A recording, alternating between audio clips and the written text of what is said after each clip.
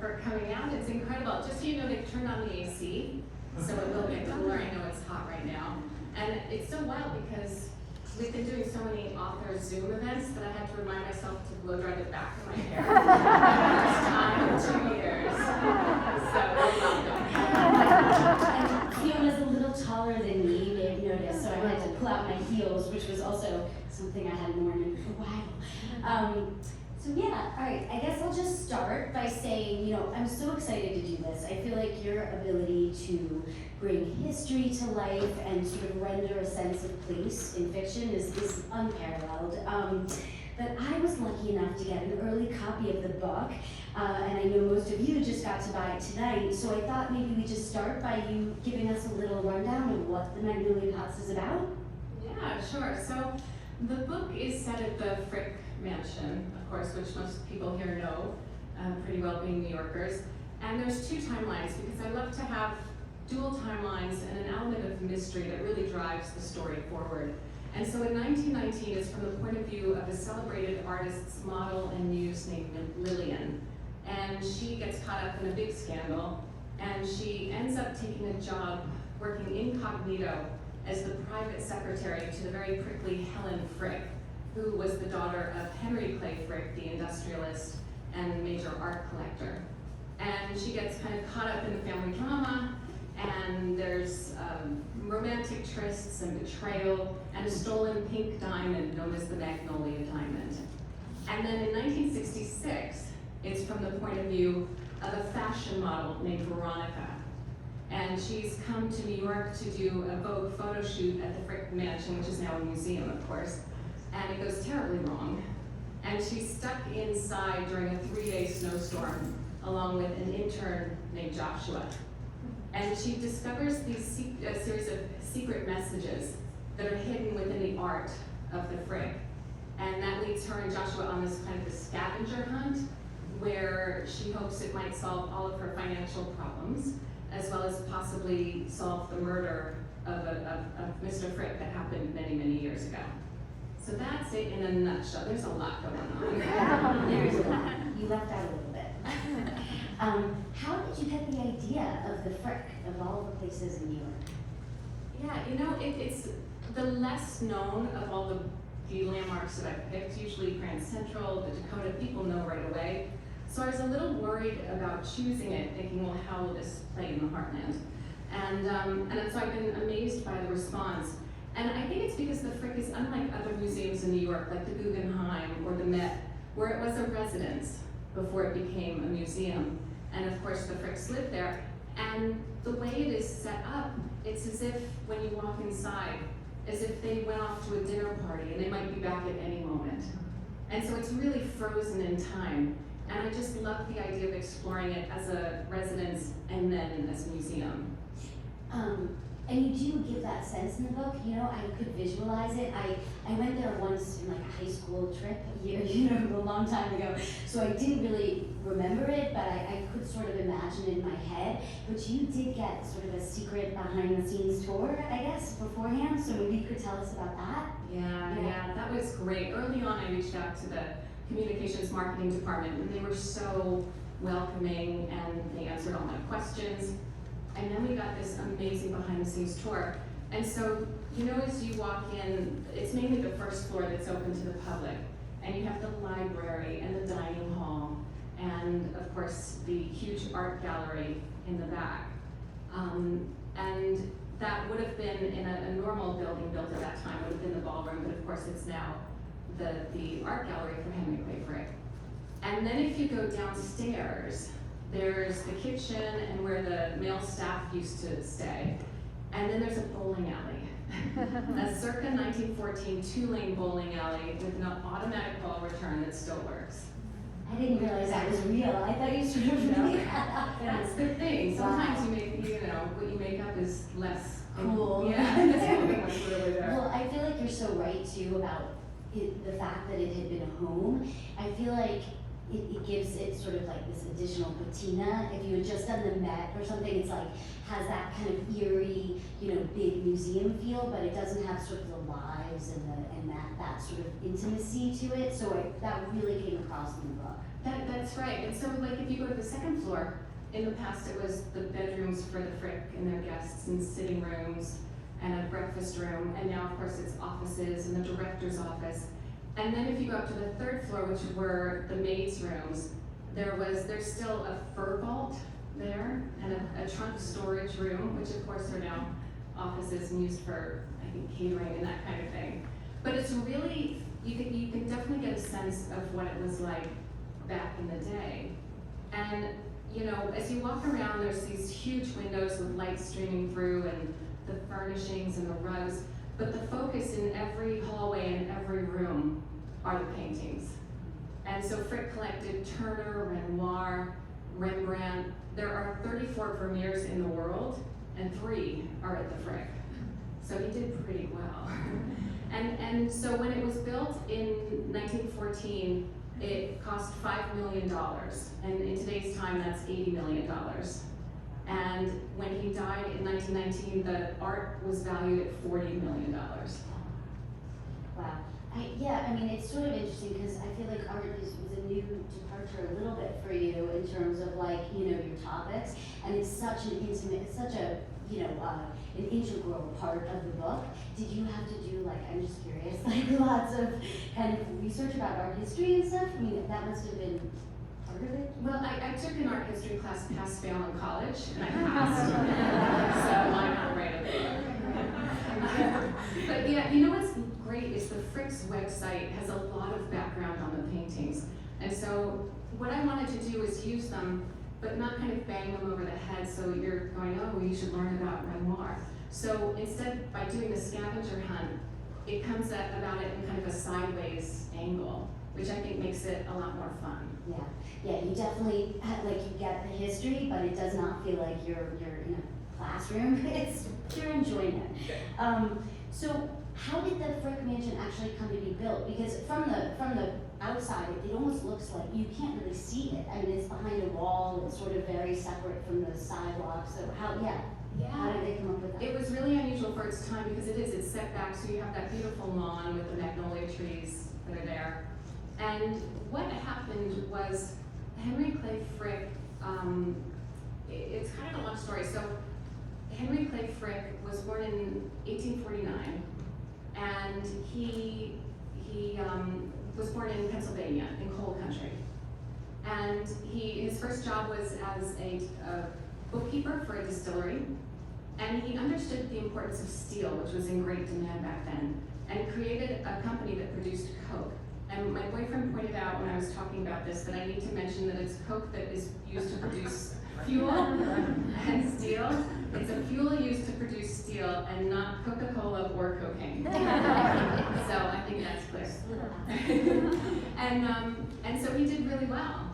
And what happened was he married Adelaide, his wife, and they lived in Pittsburgh for a long time, and eventually he wanted to move to New York. And so he reached out to the architect's career in Hastings, who also did the New York Public Library. And he said to Thomas Hastings he wants a building that is simple and conservative in every way. And when you look at the Frick, you don't think that's simple or conservative. It's you know, pretty amazing. But when you compare it to what was being built at the time, like the Vanderbilts, you know, they were plopping French chateaus down on Fifth Avenue. And so by comparison, this is really restrained. I don't know if anyone watched The Gilded Age last night, but there was a whole thing about exactly that, the new money and it's building these enormous, you know, very elaborate mansions. So Exactly. it was quite good if anyone's interested. Well, you started to talk about who the Fricks were a little bit, but I wonder, I mean, to me, Helen Frick was kind of the most, you know, amazing character. I mean, besides Lillian and you know, but for the Fricks, she was just such an eccentric sort of person. I wondered how much was true in the book, and just maybe you could tell us a little bit more about it. Yeah, I was fascinated by this family. So it was 3 people. It was Henry, Adelaide, and Helen. She was in her late 20s when they lived in New York. There was a son, Childs, but he lived in Long Island with his family. And so it was a family of 3 who were served by a staff of 27. And they lived in this glorious mansion, but they were somewhat haunted by a tragedy that happened many years ago when Helen's older sister died at the age of 5 after a really terrible illness. And so after that, Adelaide really retreated and took to her bed in many ways. And Helen stepped up to really become her father's confidant, both socially and in terms of the art collecting. And they were two really tough people. I mean, Henry Frick survived an assassination attempt, and then they took the bullets out of him without anesthesia. This was in the 1800s. He was a real union buster. He was a tough egg. And she was just as tough. And I can only imagine the arguments that went on in that house, and I went ahead and did. But there is one argument in the book about an overcoat, and that really happened. And so I didn't make it all up. And so she was amazing. She was this woman who, when he died in 1919, he left her $38 million. And that made her the richest unmarried woman in America. And what happened was she and her mother stayed on in the mansion after he died. And at that point, when Adelaide died in 31, it was turned over to the city, and that was his bequest early on. Everyone knew that was going to happen. And Helen moved to a farm just north of the city, and it became a museum in 1935. And so Helen, you know, she was described in a 1939 New Yorker profile as a woman of extremely robust prejudices. That was an interesting way to put it. So in the 20s, if any of her friends bobbed their hair, she dropped them. She wore a pompadour and a bun most of her entire adult life. She was a tough woman. She fought with the board of the Frick after her father's death. She felt they weren't honoring his wishes, and eventually resigned in a huff in the 60s. And she also hated Germans. So she created this art reference library next door, and she wouldn't allow anyone with a German last name entrance. They could not work there. On her farm, no one with a German last name was allowed to go on the property, and there was no German equipment. Was that because in the book it's because she worked at the front during the war? Is that right? And that's where she's this woman of contradictions, because she did so many good things. Like when she was a young woman, she created a vacation home for factory girls in Massachusetts, where they could go and rest and relax. In 1917, she went to the front in France of World War I to assist refugees. She created a Red Cross unit and went along with it when it was so dangerous. So she was so brave in many ways. Yeah, I mean, to be a woman that independent in that time, 1917, that was before women even had the right to vote. So you can just imagine what kind of, bravery it would take, right? So I would think you have to have a thick skin, to kind of be her. Exactly. And on top of that, what else she did is this Frick Art Reference Library, which that's where she put all her passion into. It's right next door to the Frick, and it's one of the top ones today, and that's what she created and built from the ground up. It's amazing. Another major character, I shouldn't say the other, but another one is Lillian, and they sort of, I think, are foils for one another. They sort of have so much that's similar, but so much that's not, and the tension between them is so interesting in the book. But maybe you could talk a little bit more about her, and even I think we were going to maybe just read a little bit from the book about her. Yeah. So Lillian was so much fun to write. She's based on a real person named Audrey Munson. And Audrey Munson was a very top artist's muse and model in the early 1900s. She was considered to have the perfect neoclassical features. So an aquiline nose, heavy-lidded eyes, a small chin, thick dark hair. She had narrow shoulders and curvy hips. She was sublime. If you Google her, you can see. And so these artists started using her as their statues, and she can be found all over Manhattan, even today. She's on top of a municipal building. She's in front of the Brooklyn Museum. She's just to the right of the door at the New York Public Library. She's at Columbus Circle. There's 3 of her there. She's in the Plaza and the fountain arising out of the fountain. She's she's in the pediment of the Frick, and that's where I first learned about her. A reclining nude is carved into the top of the door at the Frick, and that's where that connection first came from. the Titanic Memorial, the Fireman's Memorial. It's just, I mean, she's everywhere and no one knows her. I know, I feel like the nonfiction writer in me is like, that should be a book. I mean, who was she? That's crazy, you know? Like, that really. And her That's my life. next thing. Yeah. Should write something. Oh, then we'll do more narratives. Yeah, exactly. But she had a really interesting life. She was in a huge scandal at the height of her fame where her landlord killed his wife. And the police found a black and white photo of her in a bathing suit from an ad that she'd done. And they assumed that it was a love triangle. And so she and her mother moved kind of upstate to get away from it. And she tried to get into film and that went really badly. And she tried to commit suicide by drinking mercury. And finally her mother put her in an asylum where she died, get this, in 1996 at the age of 104. Oh my God. And at that point she was buried in an unmarked grave. It's just incredible. So to me, here's this woman who's been lost to history, who we see every day. And both her and Helen Frick were overshadowed by the men in their lives. So Helen by her father, and Audrey by the sculptors that she worked for. And here are these two women who are connected by this glorious mansion. And you have this, free-spirited Audrey Munson and the very prickly Helen Frick. And as an author, I just started thinking, well, what if they met? And there's no proof that they ever did. But I started thinking, well, what if they met? What would happen? And this scene kind of flashed into my head of what if Audrey Munson was in front of the Frick at the worst of the scandal, looking at herself carved in stone back when things were good.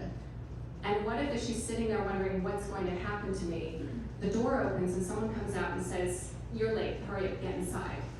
And what if she realizes she's been mistaken for an applicant for the private secretary to the very temperamental Helen Frick?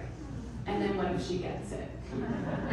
As a way to kind of hide out and be incognito. And so that was the first kind of spark of where the book came from, was those two women. Yeah, that's amazing. Do you want to read a little bit from it? Yeah. I'll read just a little bit. Okay. This is just the very opening of the book. And this is from, in the book I call her Lillian, because I didn't want to use Audrey Munson, because I didn't want to use that life ending. It's pretty depressing. And so I wanted to make her my own character, so I renamed her Lillian in the book. Do this, don't read anything. New York City, 1919. Lillian Carter stood half naked, one arm held up like a ballet dancer, the other hanging lightly down at her side, and calculated how long she could avoid paying rent while her landlord was in jail. If Mr. Watkins was released right away, she'd have to avoid him until she pulled together enough money to pay for the one-bedroom apartment she leased in the crumbling 5-story tenement building on 65th Street. Not an easy task when Mr. Watkins and his wife lived off the lobby on the first floor. On the bright side, the Watkins couple had shouted each other to pieces in a terrible fight earlier that morning, the screeching carrying on for a good 45 minutes before silence finally reigned. Not long after, as she left for work, Lillian had passed the police as they tramped up the front steps. Maybe they'd keep the tiresome man for a few days this time, as a lesson. Not that she felt any sympathy for his bulldog of a wife. Mrs. Watkins had hated Lillian sight, especially after she discovered what Lillian did for a living. Angelica, your drapery has fallen, again. Mr. Rossi waited, holding a boxwood shaper in one hand and a rag in the other. Even after 6 years of posing, Lillian had never quite gotten used to being called by her stage name, chosen by her mother, Kitty, to protect her family's reputation, which was a real laugh, as if they were the Astors or something. Lillian pulled the silk up over her shoulders so only one breast was exposed. The material was slippery and refused to stay in place. Mr. Rossi was a quick worker, and the clay figure in front of him was nearly finished. This would probably be her last day on the job, and she'd only been posing for an hour. So far today, she made 75 cents, a little over 1 cent a minute. She kicked herself for not charging more. Kitty, before she died in February, had told her to demand no less than $1 an hour, one of more than a dozen pieces of instruction she'd thrown out at Lillian between coughing fits, as if she were trying to fill up a lifetime of parental guidance before she went. Lillian should have written these things down. but she'd been too busy making tea and fetching blankets, calling again and again for the doctor, who was too busy with other patients stricken by the Spanish flu to come. Angelica, please. The drapery had fallen again. So good.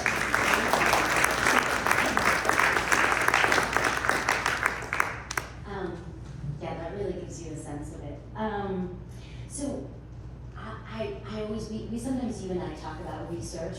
So what kind of research did you do for this? Obviously, you know, being historical fiction, but it's certainly, obviously you talked a little bit about some of the research you did, but I just wonder, you know, for instance, how did you find the real Lillian, you know? Yeah, that was just Googling she came up just Googling about that figure in the pediment.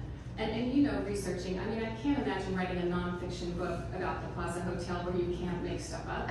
Can you imagine? I mean, and this, I have to say, just a quick thing, the Plaza reads like fiction. It's a brilliant book and just terrific. So Thanks for the plug. a little bit about that later.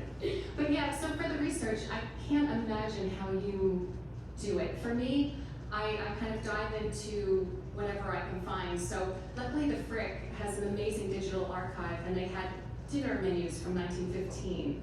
You know, they had the payroll, so I could see all the staff and how much they were paid.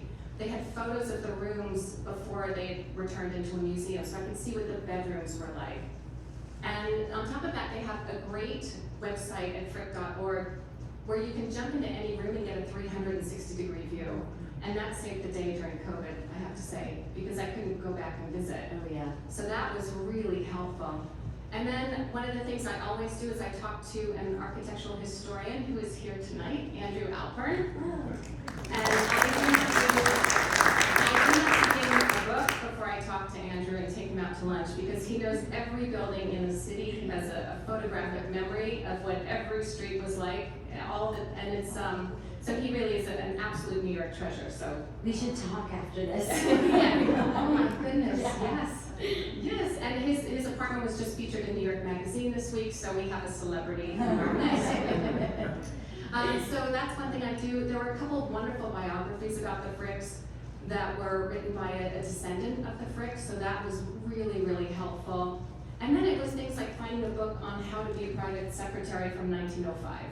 You know, and digging up something like that so I could see what the details are, because the devil is always in the details when it comes to writing fiction. Yeah, I'm right. The authenticity really does come through. So we talked so much about the historical timeline. Should we talk a little bit about the swinging 60s, which was also so fun? I was kind of curious, like how you decided to do it in the 60s and sort of the inspiration for that. Yeah, you know, I hadn't worked in the 60s before. It was a decade that I hadn't covered in any of the other books. So that I thought would be fun. But I decided, because this is book number 6, and each book pretty much has 2 timelines. And so that's 12 books. Really, 12 novellas, really. And I decided to give myself a bit of a challenge. And so I decided to keep it to a limited timeline, a limited number of characters, and a limited setting. So it's set at the Frick with 2 characters over 3 days.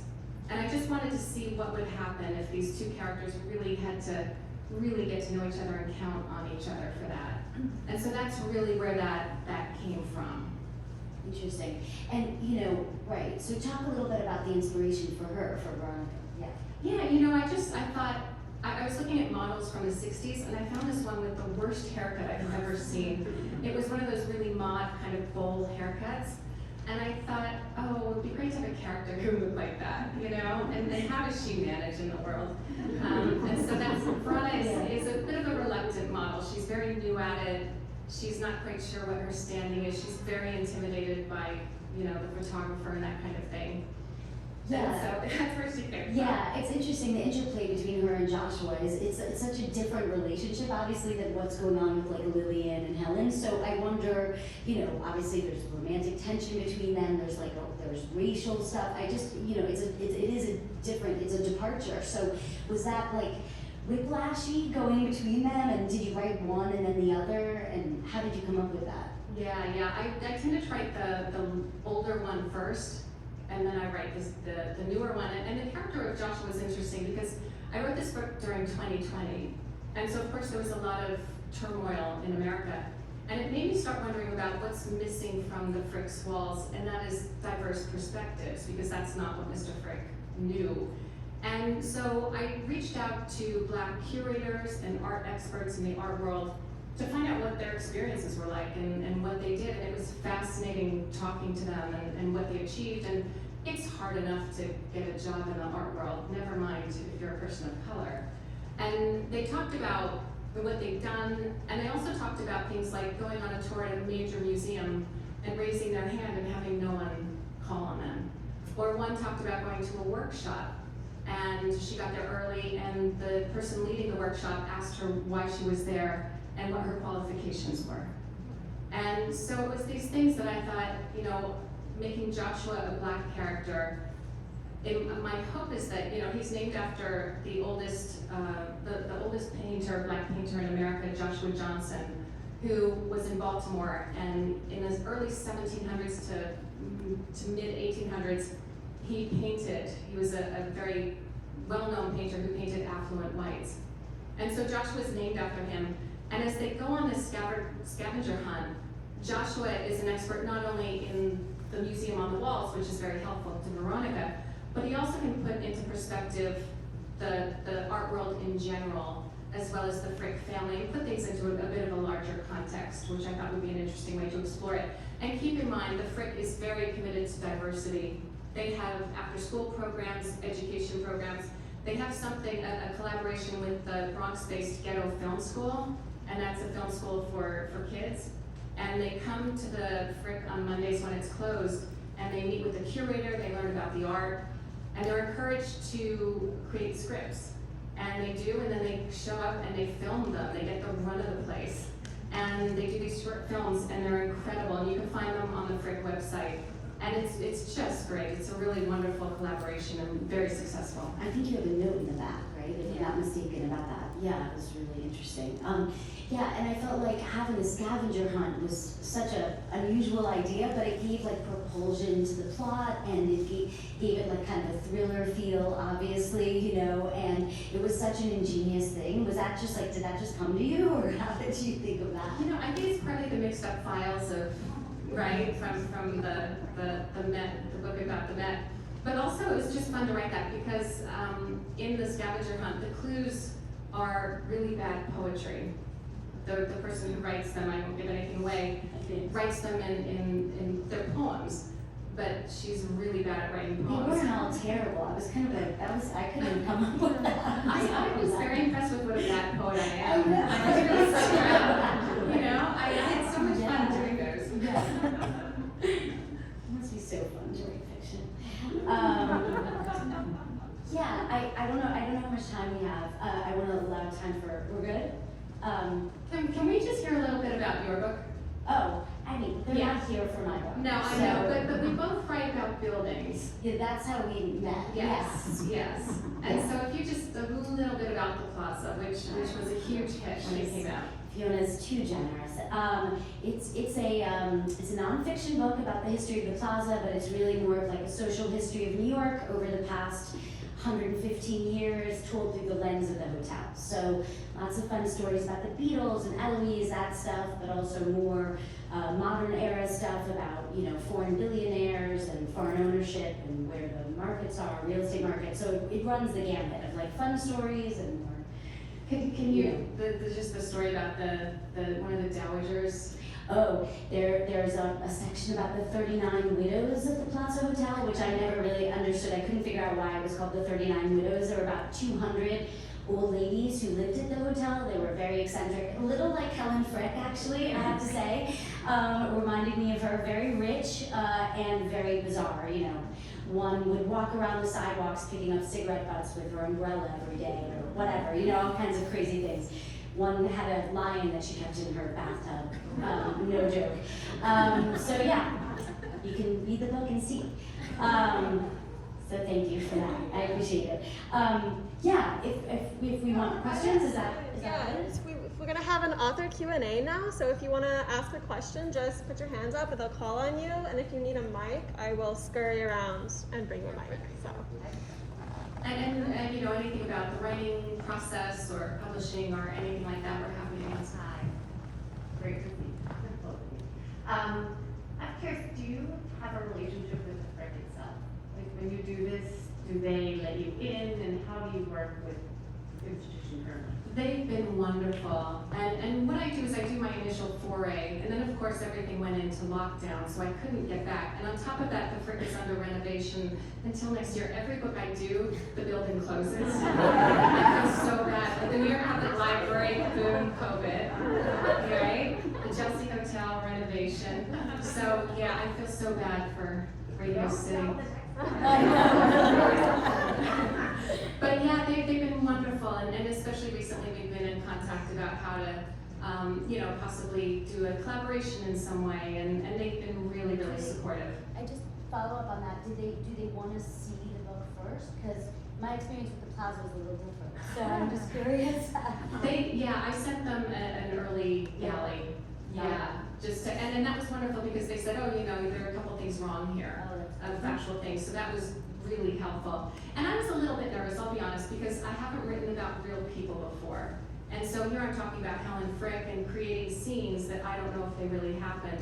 But I really tried to stay true to her, who she was, and I really adore her. And it's been wonderful having readers reach out and say she's my favorite character. And so I feel like, okay, we did her justice. Sure. Anyone else? Anyone else? How frosty was the relationship between the Fricks? Say that again. How frosty was the relationship between the Fricks? Between Adelaide and Henry? I think not, I think it was just over time, it developed into something where they each went off and did their own thing, which, in that time that was pretty common.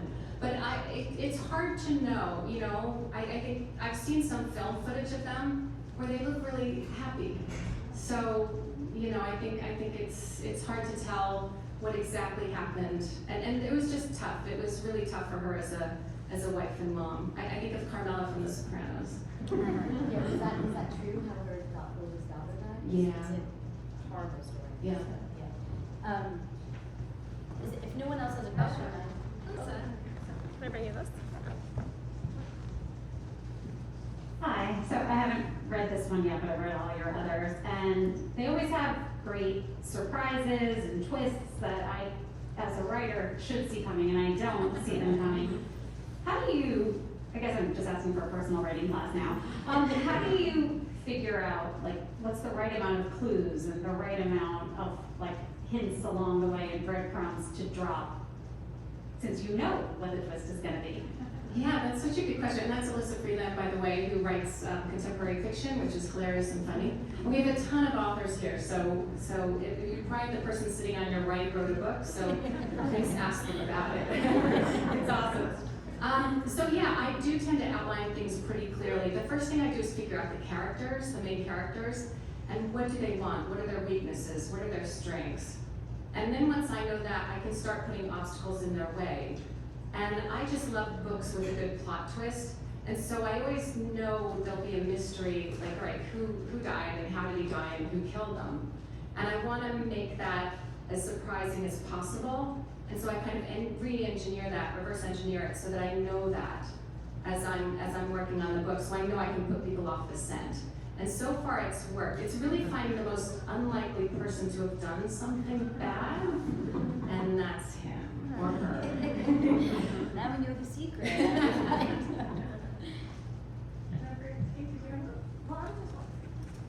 You have the building elements and the personal story elements and the marriage of these two. And I'm just wondering how, when you start, you must have done a lot of research to even like what is the process of coming upon that nugget that says, oh, this is here, when all these elements come together?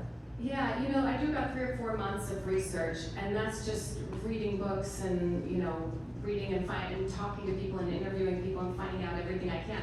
And anything that surprises me, I make sure I note, because I know if it surprises me, it'll surprise the reader.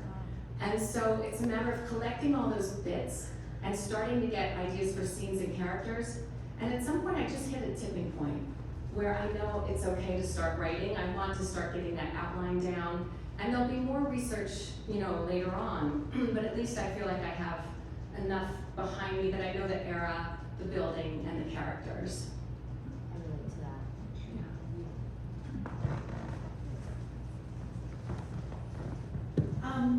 So the buildings, the landmarks themselves plays an important role as all the characters in your book. They become almost like a character themselves.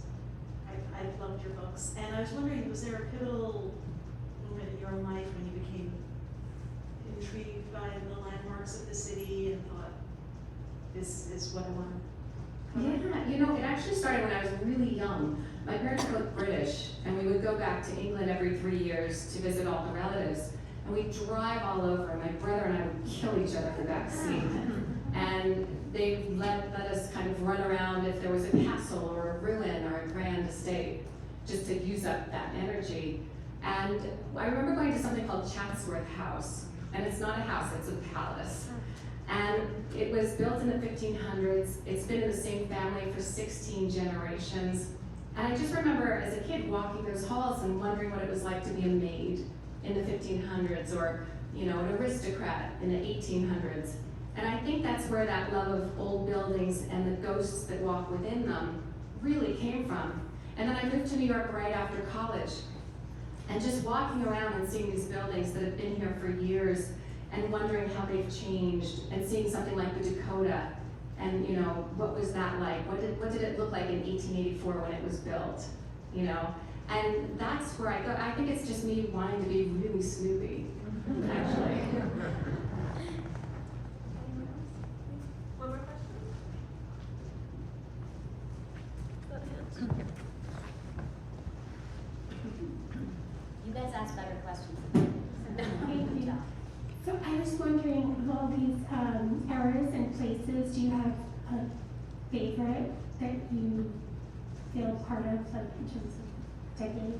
Yeah, it's whatever book I'm working on tends to be the favorite, and the next book, there's a couple of things going on where I was asked to do part of an anthology for historical fiction authors for Amazon, and that's a short story set at Carnegie Hall, which is good fun. And then as I was trying to figure out the next book, and this is the one I'm working on now, so I'm absolutely in love with it, I got an email through my website of a woman who said she was in her 80s and she was a former Rockette, and if I wanted to know the secrets of Radio City, I should reach out to her. So of course I did. And she sent me, she had kept all of these things like programs, and here was the schedule, and all these specific things that are what you're looking for, and she FedExed them to me. And that's the next book. So it'll be at Radio City set in the 1950s from the point of view of a Rockette. And it's just so much fun to work on. So yeah, that's where I'm at. I've been struggling with COVID, you know, like COVID restrictions and not being able to get into archives for my new book. And I'm just wondering, has that been an issue for you this time around, or how are you? You know, I haven't been able to get into Radio City because of COVID, and so I've been doing a lot of writing, but I just got confirmation that I get to go inside for a backstage tour on Monday. So I'm very, yeah. But yeah, it's tough. It's really not easy. Yeah. Well, listen, thank you everybody for coming out. We're happy to